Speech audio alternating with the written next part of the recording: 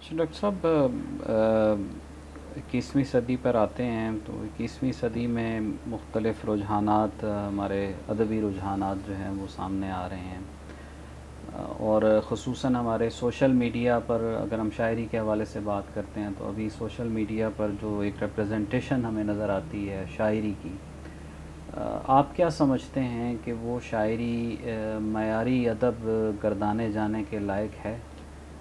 اور اگر مطلب اس کو آپ ان فیوچر جو ہے اس ادب کو کہاں دیکھتے ہیں؟ دیکھیں، کچھ تبدیلیاں بڑی نمایاں ہیں۔ مثلاً ہمارے زمانے میں نظم کو نہیں، ہم الگ الگ اصناف کے غزل بنیادی طور پہ ڈومینیٹنگ صنف آج بھی ہے، لکھنے کے حوالے سے ہر طرف چھائی ہوئی ہے۔ تو اگرچہ بڑی شاعری نظم میں ہوئی ہے ہمارے ہاں، یا بہت گہری شاعری نظم میں ہوئی ہے، لیکن جو ثقافتی سماجی زندگی ہے اس میں غزل نمایاں ہے بہت زیادہ۔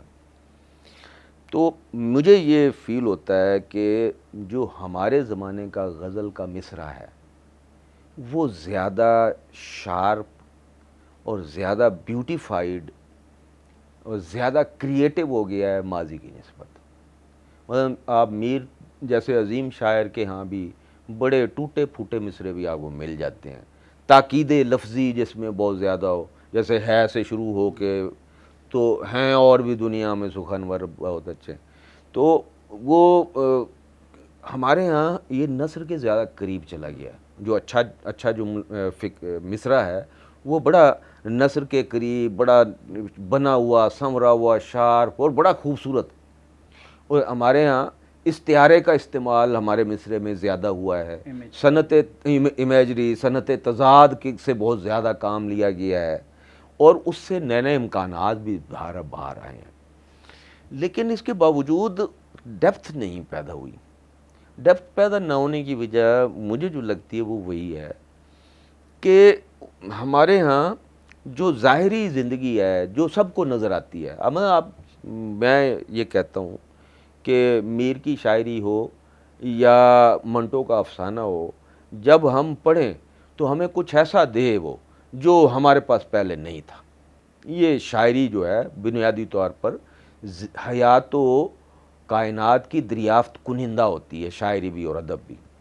تو پہلی بات یہ کہ جب ہم یہ شاعری پڑھتے ہیں تو یہ اتنی سیدھی ہے، ہمارے سامنے کی حقیقتوں کو ورسیفائی کیا ہوتا ہے، جس کی وجہ سے اس میں دریافت والا عنصر ہمیں نہیں رہ گیا۔ یعنی سماجی زندگی کے مسائل آ رہے ہوں گے یا معاشی زندگی کے سختیاں وغیرہ مشکلات، وہ آپ کو مل جائیں گی، اور اس طرح کی جو سیدھی سیدھی چیزیں ہیں۔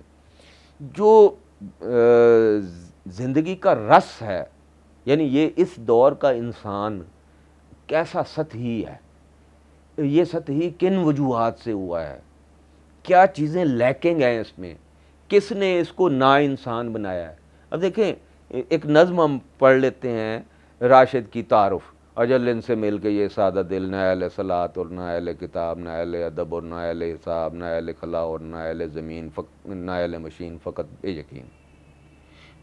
یہ انالائز کر رہا ہے کہ یہ جو سطحی انسان ہے وہ کون ہے، جس کا کوئی نظریہ حیات نہیں ہے، جس کا کوئی علم نہیں ہے، جس کی کوئی زندگی میں گہرائی نہیں ہے، جس کا کوئی یعنی کیا ہے، یہ صرف دولت کمانے والی مشین ہے۔ بڑھو تم بھی آگے بڑھو، بڑھو نوتونگر گداؤ، نہ کشکو والے دریوزہ گردی چھپاؤ، اجل سے ہنسو اور اجل کو ہنساؤ، تمہیں زندگی سے کوئی ربط باقی نہیں ہے۔ اجل یہ سب انسان منفی ہیں، منفی زیادہ ہیں، انسان کم ہو نہ ہو ان پر نگاہ کرم۔ تو پورا نظم بھی دیکھیں کتنی خوبصورت ہے تخلیقی حوالے سے، اور اس کے اندر یہ بھی ہمیں پتہ چلتا ہے کہ یہ جو ہم ایسے ہیں، ایسے کیوں ہیں، کیا وجوہات ہیں ایسے ہونے کی۔ تو پہلے غزل کی شاعری یہ ہمیں بتاتی تھی، میر کے زمانے میں، غالب کے زمانے میں ہمیں غزل کی شاعری یہ بتاتی تھی کہ یہ جو ہم ایسے ہیں، ایسے کیوں ہیں۔ عشق حسن غمزے کی کشاکش سے چھوٹا میرے بعد، بارے آرام سے ہیں اہل جفا میرے بعد، کون ہوتا ہے حریف مے مردفگن عشق، ہے مقرر لب ساقی پہ سلاب میرے بعد، اور آئے ہے بے کسی عشق پہ رونا غالب، کس کے گھر جائے گا سیلاب بلا میرے بعد۔ پوری غزل بتا رہی ہے کہ وہ دنیا بدل گئی ہے جس کی بنیاد عشق پر تھی، یعنی اعلیٰ انسانی رویوں پر تھی، اور اب وہ آدمی نہیں ملے گا آپ کو، یہ وہ بتا رہا ہے۔ یعنی یہ غزل ہے جو اس دور کو انالائز کر کے ہمیں بتا رہی ہے کہ ہوا کیا ہے ہمارے ساتھ۔ وہ کیا شعر میں بہت سناتا ہوں غالب کا، ہوس زر کیوں شاہد گل باغ سے بازار میں آوے،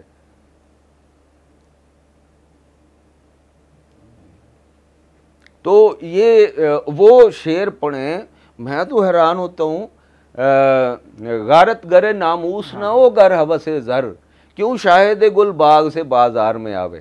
مجھے بتائیں کہ اگر کسی کو شاہد گل کے معنی آتے ہوں تو وہ کہے گا کہ غالب یہ کہہ رہا ہے کہ ہم نے ہوس زر کے لیے خدا کو بیچا، رسول کو بیچا، نظریہ زندگی کو بیچا، محبوب کو بیچا، نظریہ حیات کو بیچا، ابھی یہ کل جو آپ کے ہاں جو کچھ بھی ہوا ہے یہ اس کی عکاسی بھی کر رہا ہے۔ غارت گر ناموس نہ ہو گر ہوس زر کیوں شاہد گل باغ سے بازار میں آوے۔ تو باغ سے بازار میں، یہ صارفیت کا، اب ہم نے 21ویں صدی میں یہ لفظ پڑھا صارفیت یا کنزیومرزم، تو یہ کنزیومرزم غالب کی شاعری میں 19ویں صدی کے تھا کہ 100 سال بعد جس کلچر نے پیدا ہونا تھا اس کی جو ابتدائی شکلیں اس کو نظر آئیں، اس نے پرزیوم کر لیا کہ اب یہ ہوگی، اب یہ انسان وہ ہوگا جو امریکی سینیٹر کے بقول پاکستانی ڈالر کے لیے اپنی ماں کو بھی بیچ سکتے ہیں۔ اس شعر کا یہی مطلب ہے بھائی، اس شعر کا مطلب یہی ہے۔ سینیٹر تو اب کہہ رہا ہے، غالب نے 19ویں صدی کے فرسٹ ہاف میں کہہ دیا تھا غارت گر ناموس جو ہے یہ ہوس زر ہو گئی ہے۔ تو یہ جو گہرائی ہے یا انسان کو پیش کرنے والی یہ چیز نہیں ہے ہماری شاعری میں اس وقت، جو ہمیں یعنی ایون نظم کی شاعری میں بھی نہیں ہے، یعنی آخری نظم مجھے لگتا ہے جو عظیم نظم مجھے پڑھنے کو ملتی ہے وہ باغ دنیا ہے جیلانی کامران کی۔ باغ دنیا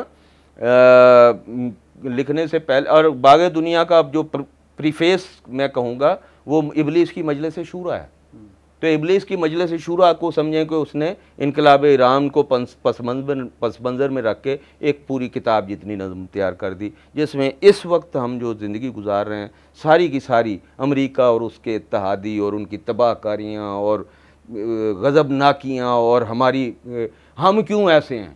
ایک اس میں نظم تھی کہ ایک جنگل میں ایک لکڑہارا تھا، لکڑیاں چنتا تھا گنتا تھا، کوئی آواز نہیں سنتا تھا، لکڑیاں چنتا تھا گنتا تھا، ایک جنگل میں ایک لکڑہارا تھا۔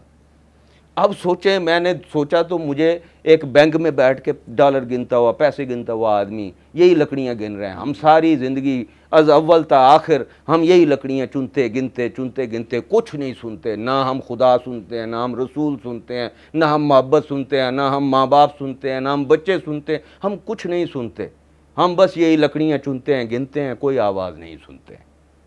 تو یہ شاعری ہے جو آپ کو بتاتی ہے کہ ہم کون ہیں، یہ جو ہماری بدبختی اب یہ ہے اس کی وجہ کیا ہے، کیا ایسا ہوا جس کی وجہ سے ہم اتنی تباہ حال زندگی میں آ گئے۔ تو وہ شاعری اب مجھے نظر نہیں آتی، اگرچہ یہ بڑی خوبصورت ہے، مزیدار ہے، مجھے بھی مزہ آتا ہے۔ احمد مشتاق مجھے بڑا مزیدار شاعر لگتا ہے، اچھا شاعر لگتا ہے۔ آپ تو احمد مشتاق کے بہت بعد والوں کی بات کر رہے ہیں، مجھے احمد مشتاق اور ناصر کاظمی بھی ویسے شاعر لگتے ہیں، ان میں کوئی ڈیپتھ نہیں ہے اتنی، یا منیر نیازی، اس میں کوئی گہرائی نہیں ہے اس طرح کی جو آپ کو جیلانی کامران میں، راشد میں، میر مجید امجد میں ملتی ہے۔ تو جو بعد والے ہیں تو اس سے بھی آگے نکل گئے ہیں۔ ثروت بہت خوبصورت شاعر ہے، میرا پسندیدہ شاعر ہے، لیکن ثروت کے پاس بھی وہ ڈیپتھ نہیں ہے۔ تھوڑی سی وہ ڈیپتھ مجھے لگتی ہے کہ افضال احمد سید کی نثری نظموں میں ہے، غزل میں بھی نہیں، غزل میں اس کی خاص طرح کی کلاسیکی مزاج رکھنے والی غزل ہے، مزیدار ہے، خوبصورت ہے، پسند آتی ہے، لیکن گہرائی نہیں ہے اس میں۔ جو مٹی کی کان، مثلا ان کی نظم ہے مٹی کی کان، وہ مٹی کی کان میں ہوں اس میں۔ اچھا، یہ نثری نظم کے حوالے سے آپ نے بات کی تو ایک ذہن میں سوال میں پہلے بھی مختلف لوگوں سے دریافت اس حوالے سے کرتا رہا ہوں کہ جو ہماری خواتین نثری نظم نگار ہیں جیسے سارہ شگفتہ ہیں، نسرین انجم بھٹی ہیں، عذرا عباس ہیں، اچھا ان کی نظموں کا مطالعہ کرنے کے بعد جو ایک تاثر مختلف لوگوں سے برآمد ہوا وہ یہ ہے کہ یہ تینوں مطلب جو میں نے نام لیے ہیں ان کے ہاں بروکن امیجز آپ کو ملتے ہیں. اچھا یہ بروکن امیجز جو ہے وہ مل کر ایک نظم کا جو ایک نامیاتی کل ہے، جو ایک دائرہ بنانا ہوتا ہے، وہ آپ کیا سمجھتے ہیں کہ تینوں کے ہاں بنتا ہوا ملتا ہے ہمیں؟ دیکھیں تینوں مختلف شاعرات ہیں، اور میرا خیال ہے کہ یہ جو بروکن امیجز ہیں اس کی بنیادی وجہ بھی شاید یہ ہے کہ وہ ایک بروکن سیلف سے نکلے ہیں. آپ تینوں کی زندگی دیکھیں، جب کسی کی بھی مطلب شاعرات کی، خود حمیدہ شاہین کی زندگی دیکھیں تو اس میں بھی بروکن سیلف وہ ملے گا. کیونکہ یہ جو آپ جس معاشرے میں رہتے ہیں یہ کوئی صورت نہیں چھوڑتا اس کو توڑنے پھوڑنے کی. اب جو کمال درجے کی شاعرہ ہے وہ یہ نہیں کرتی کہ جو نسوانی مسائل کے گرد ہی بس گھومتی رہے. ہاں ہوں گے، تھوڑے بہت تو ہوں گے، لیکن اصل چیز جو ہے وہ نسوانی استعارات ہیں، نسوانی زبان ہے، کیونکہ وہ ایک نئی دنیا دریافت کرنے والی ہے. تو جو شاعر یہ کام کرے گا آپ کو، جیسے مثال کے طور پہ جو تین نام آپ نے لکھ لیے ان میں نسرین میں مجھے سب سے زیادہ نظر آتی ہیں. وہ زبان جو نسوانی وجود کی بنت کرتا ہے وہ اس کی نظم کی بنت بھی کرتا ہے، جس کی وجہ سے وہ زیادہ اٹریکٹیو میں نظر آتی ہے، اور اس کی نظم ایک پورا ہول بناتی ہے. اور ظاہر ہے ہم نے دیکھا اس میں ایک جو ہے ترقی پسندی یا طاقت یا زور بھی وجودی ہمیں نظر آتا ہے. عذرا عباس بھی بہت اچھی شاعر ہیں. اس میں سارہ شگفتہ کو پڑھتے ہوئے مجھے ہمیشہ محسوس ہوا کہ جیسے نظم اپنا کل نہیں بناتی، ایبسٹریکٹ ہو جاتی ہے، ایبسٹریکٹ ہو جاتی ہے، ایبسٹریکٹ سے بھی انکمپلیٹ ہو جاتی ہے. یعنی ایسے لگتا ہے جیسے نظم کا پورا تصور اس کے پاس نہیں ہے، اگرچہ اس کی بے شمار انتہائی خوبصورت لائنز ہوتی ہیں جو پتہ لگتا ہے کسی وجودی وفور سے باہر آئی ہیں، تخلیقی سطریں ہیں، لیکن وہ پوری نظم نہیں بناتی ہیں. عذرا عباس کے ہاں بہرحال نظم پوری ہمیں ملتی ہے. عذرا عباس کا سٹرکچر بھی بالکل مختلف ہے ان دونوں سے. سر آپ نے شاعری کی اور بالخصوص نظم میں گہرائی کی بات کی ہے، آپ نے راشد کا نام لیا، تو راشد سر وہ شاعر ہیں جن کو سمجھنے کے لیے طالب علم تو کیا چند ایک کو چھوڑ کے اساتذہ بھی ان کی تفہیم تک مکمل طور پر نہیں پہنچ پاتے. تو ان کو کس طرح سے سمجھا جائے، پڑھا جائے؟ اور دوسرا سوال بھی اسی کے حوالے سے کہ راشد کی وصیت کے حوالے سے بہت سی آراء ملتی ہیں اور پھر ان کی بہت ساری نظموں کو اسی وصیت کی بھینٹ چڑھا دیا جاتا ہے. تو میں چاہوں گا کہ آپ ان کے مذہبی شعور کے حوالے سے بھی بات کریں اور اس وصیت پر بھی بات کریں. میں نے ایک مضمون لکھا تھا راشد کا مذہبی شعور، جس پر ترقی پسندوں نے کہا لو جی ضیاء صاحب نے تو راشد کو مشرف با اسلام کر دیا ہے. اور اسی کی بنیاد پہ مجھے بعد میں ایک کراچی کی شاعرہ ایک رسالہ نکالتی تھی اسالیب، انہوں نے کہا ضیاء صاحب جیسا آپ نے راشد کے مذہبی شعور پہ لکھا ہے ویسا جوش صاحب کے بارے میں بھی لکھ دیں. تو میں نے لکھا اور بائی گڈ لک ان کے ہاں سے مجھے چیزیں مل گئی ایسی، ورنہ ظاہر ہے دونوں کا ایک امیج مذہب بیزار، مذہب دشمن شاعروں کے طور پہ کیا گیا ہے. وہ ظاہری سطح جو ہمیں جو ظاہر سماجی حوالے سے، مجھے بھی کوئی آدمی ملے اور میری باتیں سنے مذہب کے حوالے سے تو کہے گا کافر ہے، لیکن جب وہ ڈیپتھ میں اترے گا تو اس کو یہ پتہ لگے گا کہ اصل چیز موجودہ مذہب اور اصل مذہب کے درمیان فرق ہے. یعنی قرآنک اسلام اور سوشل اسلام، اس میں ہیوج ڈفرینس ہے، بہت زیادہ فرق ہے. وہ جو ہے اپنا راشد کے حوالے سے تو، لیکن ایک بات آپ نے دیکھی ہوگی کہ منٹو کو پہ فحاشی کا الزام لگایا، لوگوں نے بہت پڑھا. راشد پہ مذہب دشمنی کا الزام لگا، پھر بھی بہت پڑھا. دیکھیں بڑا شاعر جو ہے اس کی ایک کمال ہوتا ہے وہ ہر شے سے ماورا ہو جاتا ہے. میں نے کب پوچھا کہ جو تھے ہومر ان کا مذہب کیا تھا؟ میں تو نہیں پوچھا، میں تو اٹھا کے اوڈیسی اور ایلیڈ پڑھ لی. میں نے کب پوچھا تھا کہ کافکا کا کیا مذہب ہے؟ مجھے تو اس کو پڑھنے کے بعد پتہ لگا یہودی ہے. یقین کریں, میرا کیا کنسرن اس کے مذہب کے ساتھ, جو بھی تھا مجھے تو اس کے کام سے لینا دینا ہے. میرے لیے تو میٹامارفوسس بہت بڑا افسانہ تھا, جس نے مجھے زندگی کے نئے, یعنی اس موجودہ زندگی کے انسان کو اس نے نکال کے ہمارے سامنے کھڑا کر دیا کہ یہ ہے. یا برادرز کرام ذوق پڑھتے ہوئے میں نے پوچھا تھا کہ دوستوفسکی کس مذہب سے تعلق رکھنے والے ہیں. نہیں, یہ اس سے بڑا ہوتا ہے. اگر وہ بڑے ہیں تو یہ بھی بڑے ہیں, اگر یہ بڑے ہوں گے تو اس سے بڑے ہی ہوں گے. اور آپ نے دیکھا, میں نے تو آج تک کبھی نہیں دیکھا کہ راشد کو کریمیٹ کیا گیا اس لیے لوگوں نے کلیات راشد پڑھنا بند کر دیا. دیکھیں, جو شاعر کی شخصی زندگی ہے اور اس کی تخلیقی زندگی ہے, دونوں متضاد چیزیں ہیں. یہ بہت بے وقوفی کی بات ہے کہ کوئی کہے کہ اقبال حرکت و عمل کی بات کرتا ہے, خود بڑی سست زندگی گزارتا ہے. بھئی اس کی حرکت و عمل تو اس کی شاعری ہے, اس کا جو کام ہے وہ تو شاعری, وہ اس نے بڑا کر دیا ہے. تو اس کا مطلب ہے اب وہ مزدور کی طرح پھاوڑا اٹھا کے بھی کام کرے, یا کسی پیشہ ور وکیل, فرض کریں وہ اپنے زمانے کا بڑا وکیل ہوتا. کتنے بڑے وکیلوں کے نام آپ جانتے ہیں؟ اقبال کا نام انمیٹ ہے, لافانی ہے. تو اس کا کوئی تعلق نہیں, اس کی ذاتی نجی زندگی سے شاعر کی شاعری کا کوئی تعلق نہیں ہے. صرف یہ کہ وہ میں نے آج تک نہیں دیکھا کہ کوئی غیر انسانی فعل اس سے سرزد ہوا ہو, سوچ سمجھ کے تکلیف پہنچائی ہو انسانوں کے. یہ جو بنیادی انسانی صفات ہیں وہ ان میں ہوتی ہیں, لیکن جو سماجی اخلاقیات جسے کہتے ہیں, اس پر ہم اس کو نہیں پرکھ سکتے. اگر ہم پرکھ بھی لیں تو ہم اس کا کچھ نہیں بگاڑ سکتے. پہلی بات تو یہ ہے. دوسری بات یہ ہے کہ راشد مشکل شاعر تھا, بہت پرانی بات ہے. اب راشد کی نظمیں مشکل نہیں رہی ہیں. مشکل اصل شاعر نہیں ہوتا, مشکل یہ ہوتی ہے کہ ہم اسے پڑھتے نہیں ہیں.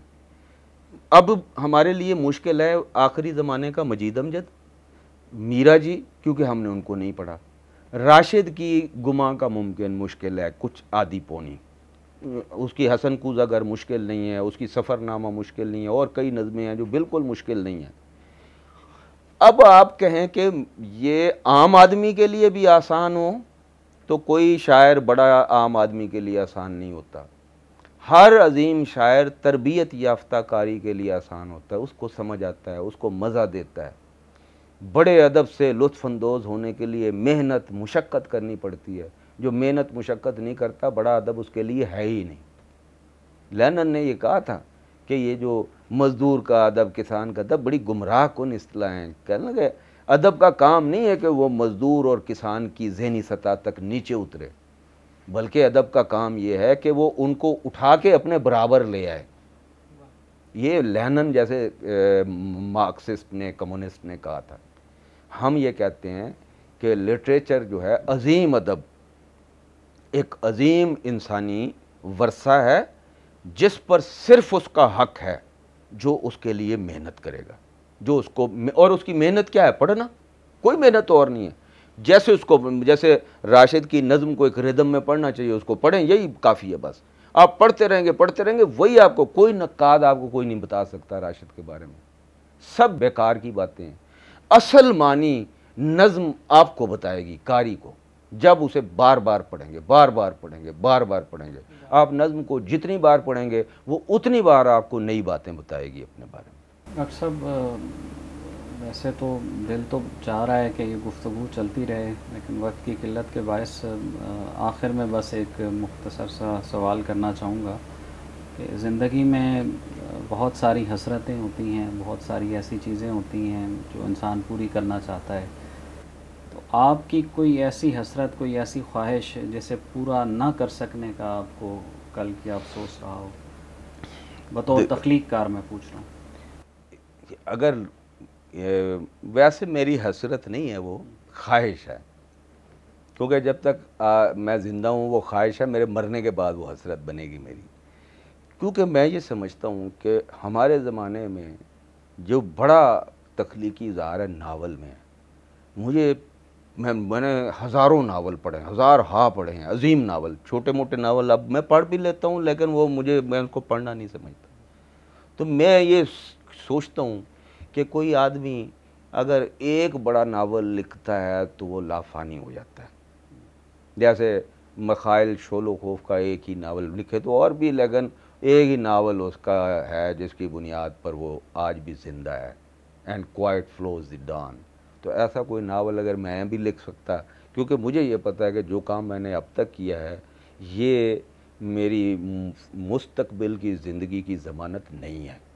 میں اس پہ ناخوش بھی نہیں ہوں، مجھ سے جو ہو سکا میں نے کیا، اور شاید مجھے اپنی جو سماجی زندگی میں نے کچھ زیادہ گزار لی اور اپنی تخلیقی زندگی کی طرف کم توجہ دی، ہو سکتا ہے زیادہ دیتا تو اس سے بہتر لکھ پاتا. لیکن ایک بات مجھے پتہ ہے کہ میں جتنی بڑی سی بڑی غزل لکھ لوں، بڑی سی بڑی نظم لکھ لوں، وہ مجھے زندہ نہیں رکھ سکتی. اب زندہ رکھنے کے لیے ایک ہی صنف ہے اور وہ ہے ناول. تو بس یہ ہے کہ اگر کبھی وہ میں لکھ پاتا تو بڑی بات تھی. تو اور اس کا پتہ نہیں ہوتا، امکانات کا کوئی پتہ نہیں ہوتا. اب دیکھیں فاروقی صاحب نے آخری عمر میں لکھا، نیر مسعود صاحب نے جو اپنے افسانے ہیں وہ آخری عمر میں لکھے ہیں. تو یہ اللہ پاک کی دین ہے. میں ویسے راضی برضا ہوں الحمدللہ. میں یہ بات بڑے زور سے کہتا ہوں کہ اللہ پاک مجھے 1000 دفعہ بھی زندگی دے تو میں یہی زندگی گزارنا پسند کروں گا. بہت شکریہ ڈاکٹر صاحب، آپ نے اپنا قیمتی وقت دیا. خواتین و حضرات، بہت ہی بصیرت افروز گفتگو آج ڈاکٹر صاحب سے سننے کو ملی، اور ہماری خواہش ہوگی کہ آئندہ کسی موقع پر ان سے دوبارہ یہیں سے گفتگو کا دوبارہ سے آغاز کیا جائے اور ان سے تفصیلی پھر گفتگو کی جائے. تب تک کے لیے اجازت چاہتے ہیں. میں حماد نیازی اور مشتاق احمد آپ سب خواتین و حضرات کا بہت بہت شکریہ. انشاءاللہ پھر ملاقات ہوگی.